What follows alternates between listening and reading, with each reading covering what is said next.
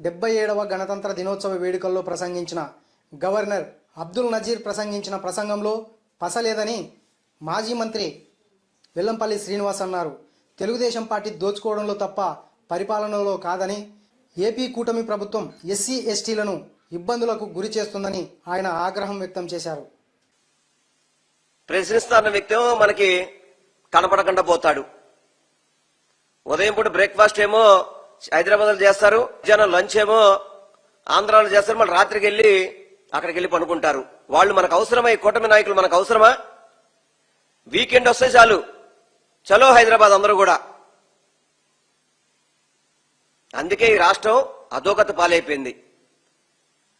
భారతదేశంలో చూసుకుంటే అన్నిట్లో కూడా లా అండ్ ఆర్డర్లో చాలా ఇబ్బంది. ఎందుకంటే ఎస్సీలు ఎంతమంది ఎస్సీలను పొట్టలు పెట్టుకుంటారండి వీళ్ళు.